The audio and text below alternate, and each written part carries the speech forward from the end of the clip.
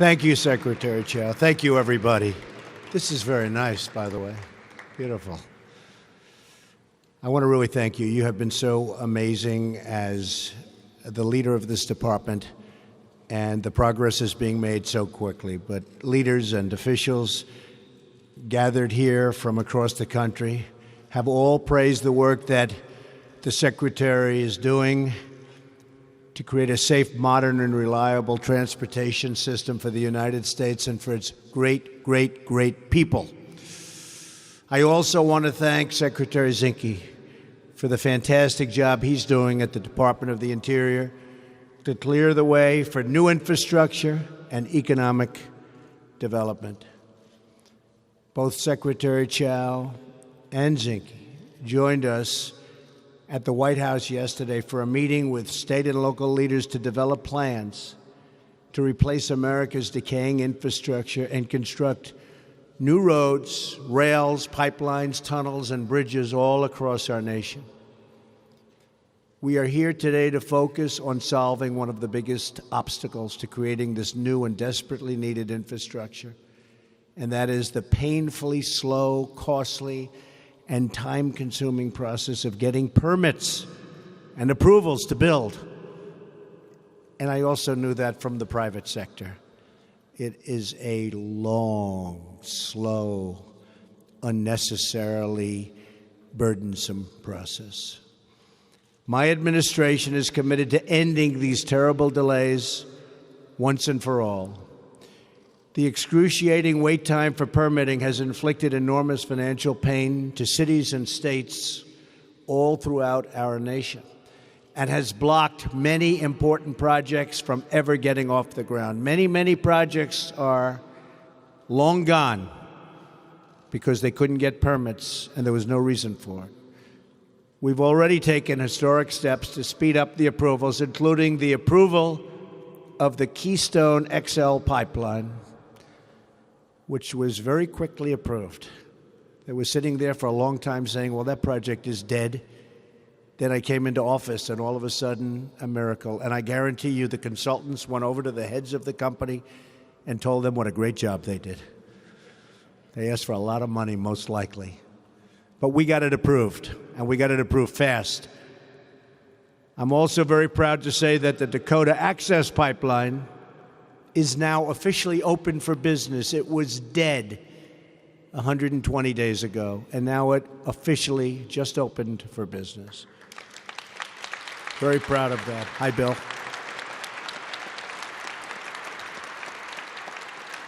We're also excited to be joined by representatives from our labor unions, including the North American Building Trades Union, which I know well, and the Laborers International Union of North America.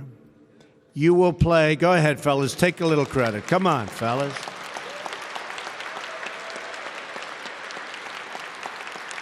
You will play a central role in rebuilding America. Very important. We're also joined as well by many distinguished members of Congress who share our total passion and desire to repair and restore America's highways, railways, and waterways. In the audience is a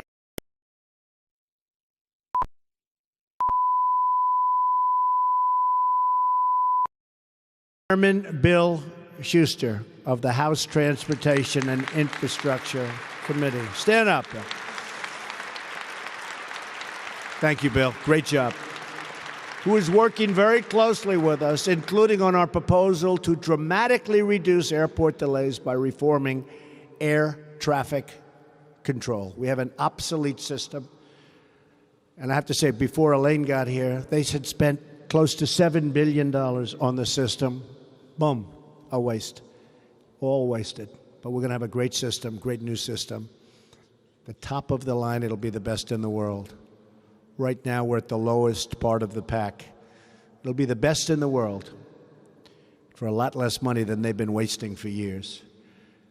For too long, America has poured trillions and trillions of dollars into rebuilding foreign countries while allowing our own country, the country that we love, and its infrastructure to fall into a state of total disrepair. We have structurally deficient bridges, clogged roads, crumbling dams and locks. Our rivers are in trouble. Our railways are aging, and chronic traffic that slows commerce and diminishes our citizens' quality of life. Other than that, we're doing very well. Instead of rebuilding our country, Washington has spent decades building a dense thicket of rules, regulations, and red tape. It took only 4 years to build the Golden Gate Bridge and 5 years to build the Hoover Dam, and less than 1 year to build the Empire State Building. People don't believe that. It took less than 1 year.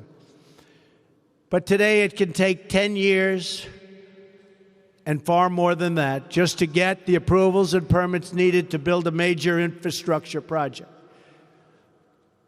These charts beside me are actually a simplified version of our highway permitting process. It includes 16 different approvals involving 10 different federal agencies being governed by 26 different statutes. As one example, and this happened just 30 minutes ago, I was sitting with a great group of people responsible for their state's economic development and roadways. All of you are in the room now. And one gentleman from Maryland was talking about a 18-mile road, and he brought with him some of the approvals that they've gotten and paid for. They spent $29 million for an environmental report weighing 70 pounds and costing $24,000 per page. And I said, do me a favor, I'm going to make a speech in a little while. Do you mind if I take that and show it? So I'm going to show it. Here it is. Phase one. Look at this. Okay.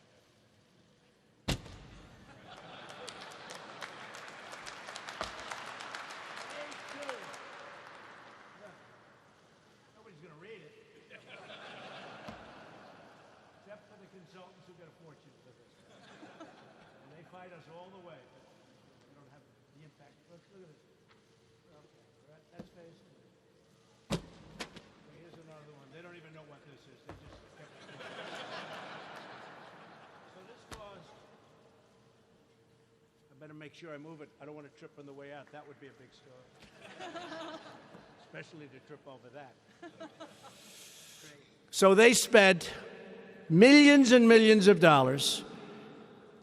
When I said, how long has this short roadway been talked about?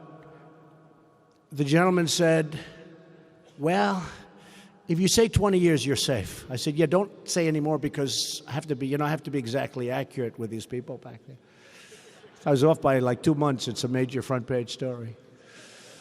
But these binders on the stage could be replaced by just a few simple pages. And it'd be just as good. It would actually be much better. Because these binders also make you do unnecessary things that cost billions and billions of dollars, and they actually make it worse. As another example, the 23, if you look at it in Ohio, the Ohio River Bridge, $2.3 billion.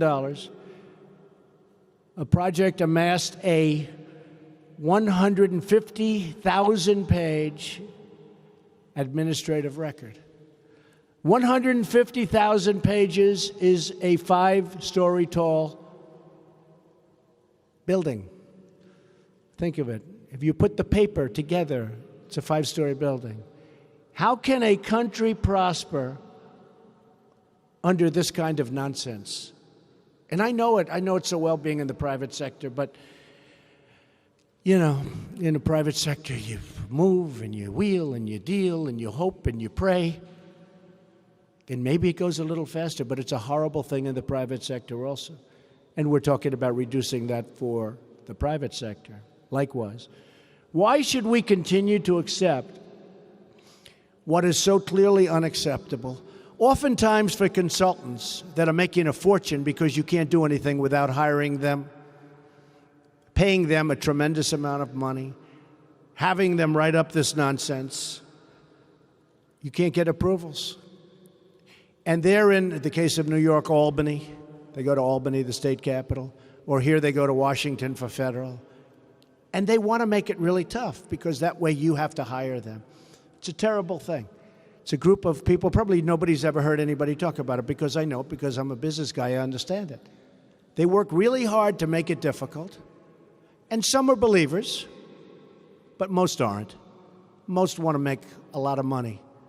So they make a very, very simple roadway or whatever you want to be building a very complicated subject, and they make it very much more expensive, and they make it worse. It's not as good as it would have been. I was not elected to continue a failed system. I was elected to change it. All of us in government service were elected to solve the problems that have plagued our nation. We are here to think big, to act boldly, and to rise above the petty partisan squabbling of Washington, D.C. We are here to take action. It's time to start building our country with American workers and with American iron and aluminum and steel. It's time to put up soaring new infrastructure that inspires pride in our people and our towns. When I said, where was the pipe made? Unfortunately, they had purchased a lot of it. But I put a little clause at the bottom. You want to build a pipeline in this country? Buy American steel and let it be fabricated here.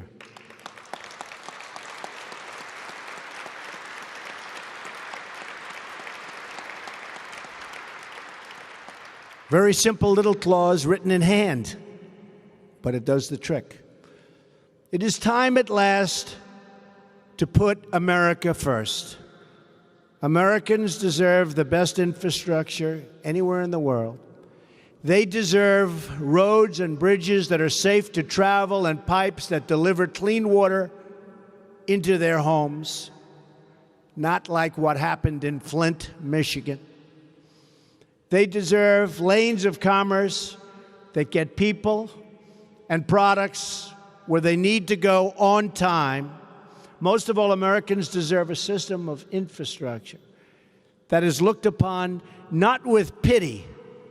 The world, in many cases, is so far advanced that they look at our infrastructure as being sad. We want them to look at us with envy, a system worthy of our magnificent country. No longer can we allow these rules and regulations to tie down our economy, chain up our prosperity, and sap our great American spirit. That is why we will lift these restrictions and unleash the full potential of the United States of America. To all of our state and local leaders, I appreciate your being here today. Thank you, thank you, thank you, Bill. I want you to know that help is finally, after many, many decades, on its way. We are giving control back to the cities and the states. You know best how to plan your communities, analyze your projects, and protect your local environment. We will get rid of the redundancy and duplication that wastes your time and your money. Our goal is to give you one point of contact to deliver one decision, yes or no, for the entire federal government, and to deliver that decision quickly, whether it's a road, whether it's a highway, a bridge, a dam. To do this, we are setting up a new council to help project managers navigate the bureaucratic maze. This council will also improve transparency by creating a new online dashboard, allowing everyone to easily track major projects through every stage of the approval process. This council will make sure that every federal agency that is consistently delaying projects by missing deadlines will face tough new penalties. I know it won't happen with these two. We don't have to worry about them. We will hold the bureaucracy accountable.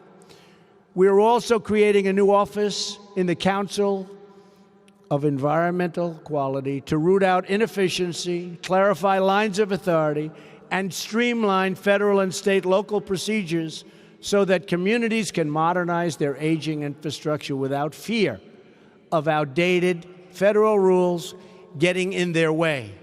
This massive permit reform, and that's what it is, it's a permit reform, doesn't sound glamorous. They won't write stories about it. They won't even talk about it. But it's so important. But it's only the first step in renewing America's roads, rails, runways, and rivers. As I discussed in Ohio recently, my new vision for American infrastructure will generate $1 trillion in infrastructure investment, which we desperately need.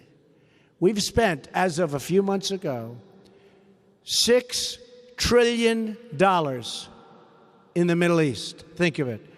$6 trillion in the Middle East. And it's worse than it was 15 years ago by a factor of 10.